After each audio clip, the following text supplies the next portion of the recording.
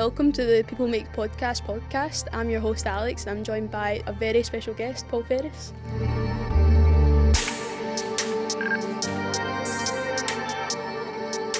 Lovely to be here, thank you. Thanks so much for coming on. I You're appreciate welcome. it. Yep. How's your morning been?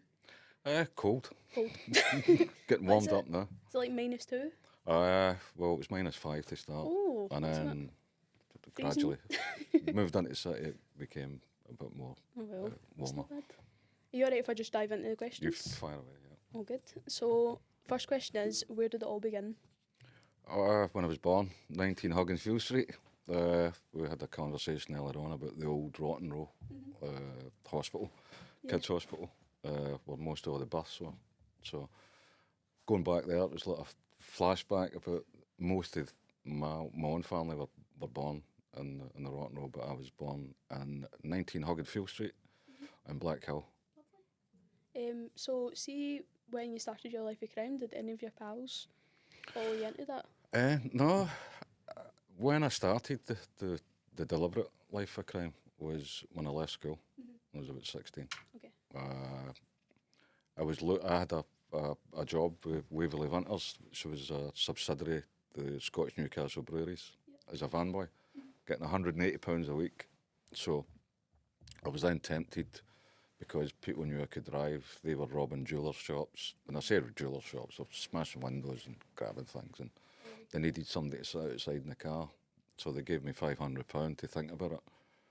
And the irony is, my mum thought I was still going to work. She made sandwiches for about 3 months. Really? Until the police arrived at the door and said I was arrested. That must have been a big surprise. It was, because the mum was saying that, no, Paul's at work. Yeah. No, he's in custody. What for? And then when she found out that I've never been to work for 3 months, all she complained about was, I've done sandwiches for 3 months. I love how that's on main It was. At least she knows sandwiches take priority. It does. Was there a certain point when you were younger where you feel like you could have left the life underworld crime? I think it was the allure with finances. People might want to gloss over it, but the hard reality is it's good when you're getting it, when you're involved in that sort of environment. It's financially motivated. Yeah. Especially when you come from a deprived area. Mm-hmm. You know, and all of a sudden you're able to give your mum something, and you buy a car and you've got your own clothes, you become self-sufficient. Yeah, that side it must feel really good though. Like having It is until you get arrested. Yeah. Was there an incident that caught the attention of Arthur Thompson? How did you feel when he recruited you? I think a lot of people don't know that I lived probably about 300 yards as the crow flies. If you out my front door, through 2 back doors, and then into Thompson's household. I came to his attention because I'd been bullied severely as a kid, for 10 years of age, right up to I was about 12, 13. I don't know if I took a nervous breakdown, but I was hospitalised in Stob Hill for psoriasis. I ended up with like 98% body mass, so I was in there for quite a while. Couldn't understand how it happened until they'd done a bit of research. It could be genetically inherited, or something's triggered it, a trigger mechanism. And the minute I started speaking about the bullying, they ticked that off. So that's the penny drop for me. And being 16, looking at a bit of revenge on what I'm doing, and I get involved in quite a lot of violence for retribution. I'm not going to start being a hypocrite and say I shouldn't have done it. I did it. Mm-hmm. And I looked at it as something where it's revenge. Yeah. You're bullying a bully. Mm-hmm. On that aspect. So that came to the attention of Thompson, because it was the same family that planted a bomb underneath Thompson Senior's vehicle. And unfortunately, his mother-in-law was to get dropped off that night. And the reason why it was under the passenger seat is because Thompson always had a driver. But he drove that time. As soon as you put the indicator on, I started the car, the sadly, his mother-in-law was killed. He sustained quite substantial damages as well. Was there a key moment that helped you decide to leave the life of crime? Yeah, very vividly. It was in the Belmarsh prison when the solicitor that came up, and although I was in a different legal system, the English system, they were calling it fast track done that, so you don't lie in remand for many months or many years. So when the solicitor came up, all I noticed was about 5 different boxes, and all the boxes contained evidence. And when I went back into the cell to study them, there was no names attached to them. It was like witness A, security services, witness B, witness C. I think I had most of the alphabet, and it was something where there was covert surveillance, like buttonhole cameras, the whole lot of it. And when you come to attention to the security services, because we were, myself, Miller co-accused, Arthur City, we were the first ones in the UK that was targeted by the security services in 1997 due to the fact that there was a Good Friday Agreement in Northern Ireland, so they had to be busy, and they got busy with me. And when I read all the material, I thought to myself, I'm just going to go on with my sentence, get out, because if you come to attention to these people, you're either going to get caught one way or another. The technical proficiency that these people have got, covert human intelligence, the spyware, electronics, the whole works. So how was the transition between your life before to becoming a writer and a businessman? By accident. Oh. By accident. I was in Franklin Prison again.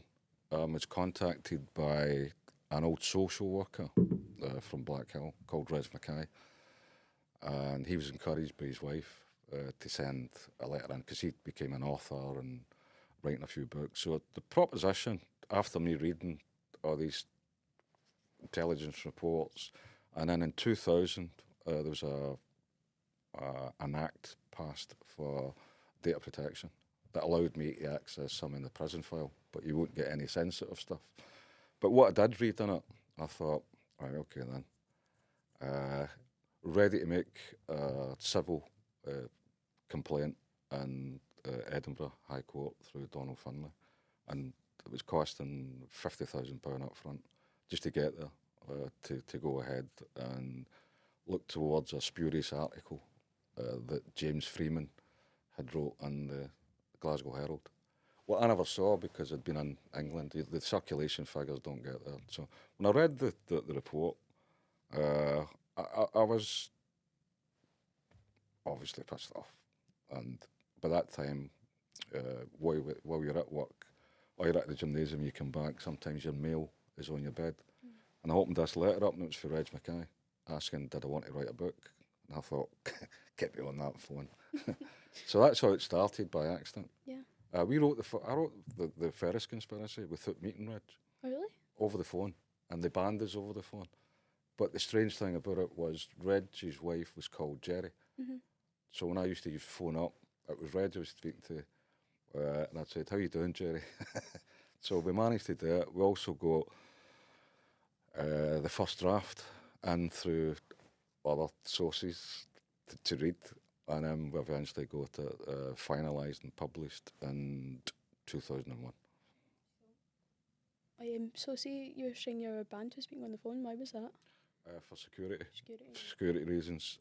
Obviously, they knew the level of the information that I had on not just the security services, just for the avoidance of doubt. Yeah. The security services acted absolutely professional. There's no complaints whatsoever. I was obviously the jury never agreed with my version of the story. Then that's what happens with juries. But very professional, and the conversations that Reg and I were having on the phone, because I was a category A prisoner, you get prison officers listening to it for the prevention of escape or whatever, if you're organising something. So they heard what we were discussing about a new book, and that's why Reg got banned for speaking to me. So Would you change anything about society's approach to crime and rehabilitation? I think it's wrong. It's wrong from a standpoint where what is rehabilitation? You know, when I spoke, I've been in and out of prison for 13 years, and I think England, the English prison systems, especially the dispersal prison systems, are far more aware. You're allowed to cook your own food, wear your own clothes, and it works in a way. They give you so much for you to behave, and if you don't behave, they'll take it off you, your TV and different things like that. So I don't have any issues regarding that. But the rehabilitation process, the amount of senior prison staff, governors that I've spoke to over the years, maintain their main priority is to make sure nobody escapes, not for rehabilitation. Yeah. Rehabilitation, in my view, is no exactly when you get released from prison. It's if you say you're going to commit yourself to be crime free.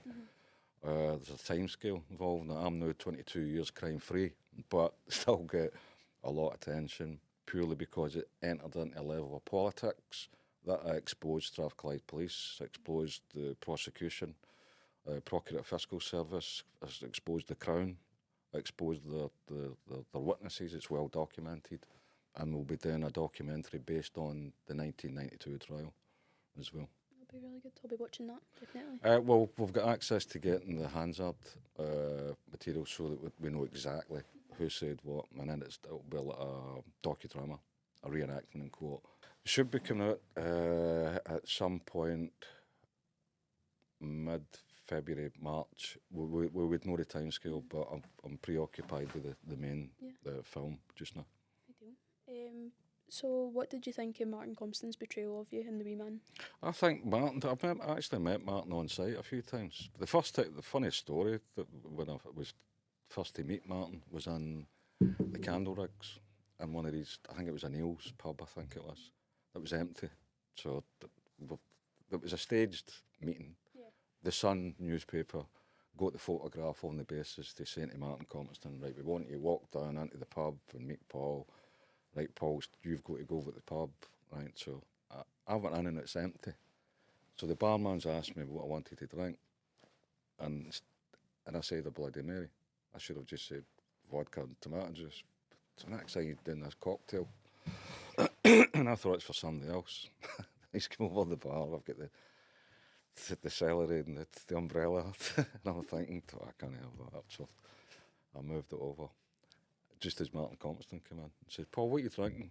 The barman went, same again. I went, nope. Tomato juice and vodka. And then we walked out and got the photograph. But Martin, very sharp guy. He carries himself well. And unfortunately, we missed him for contract on the second movie because during COVID, he signed up with the BBC. His career just took rocketed for Line of Duty, and for the people who watch it, my partner's surname was on it, and he's investigating the police, which I thought was quite ironic, but done a brilliant job. Was there anything the film got wrong? Most films that you'll see, what they try to do is, say for instance you're doing a history in Glasgow, you've got hundreds of years to compress into 120 minutes without losing the audience attention. So what the directors seem to do, especially Ray Burgess, who's became a close friend, understanding the script development, first draft, second draft, third draft, tightening things up.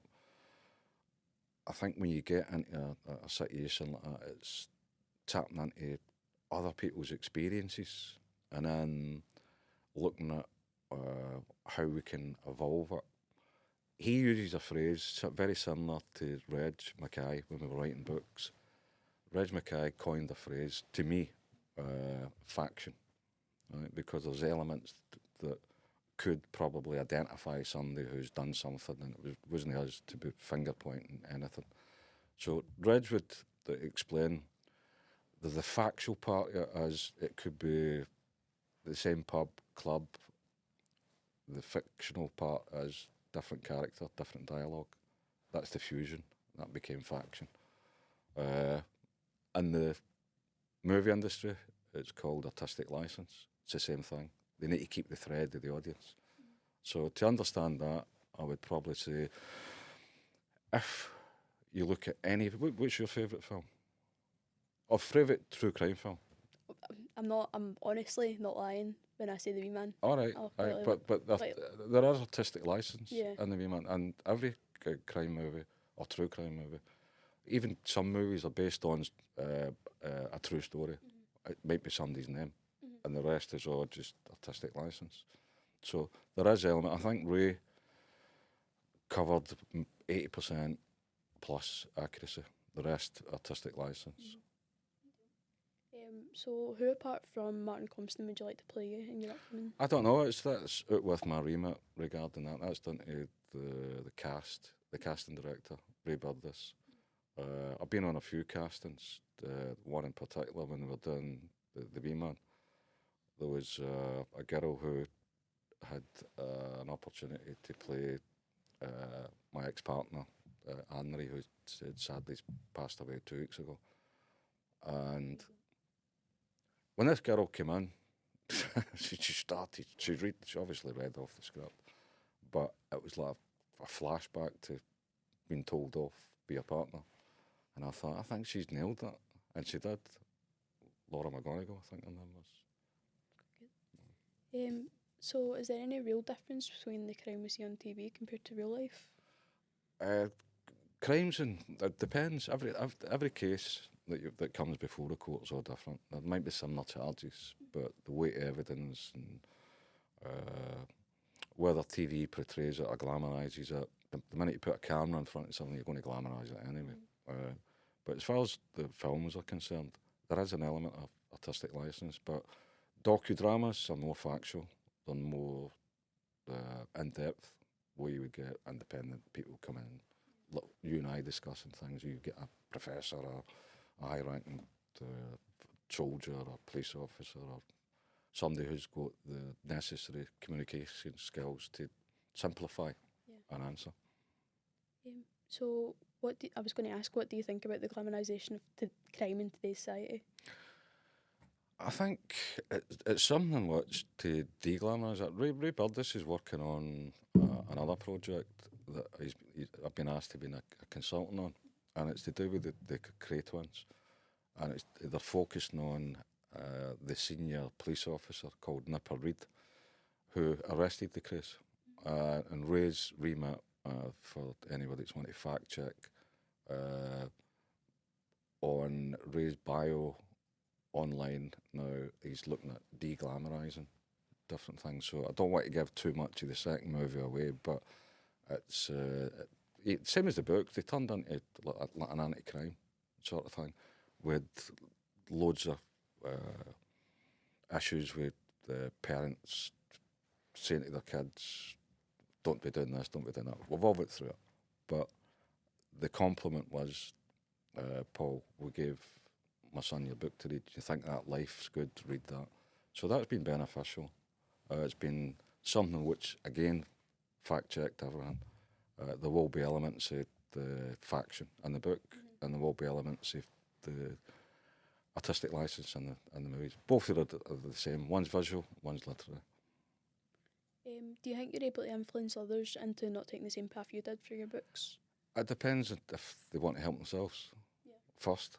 I think somebody's got to show them a roadmap, and what I've been interested in is the fusion between people who have travelled the path or went on the journey rather than reading the brochure.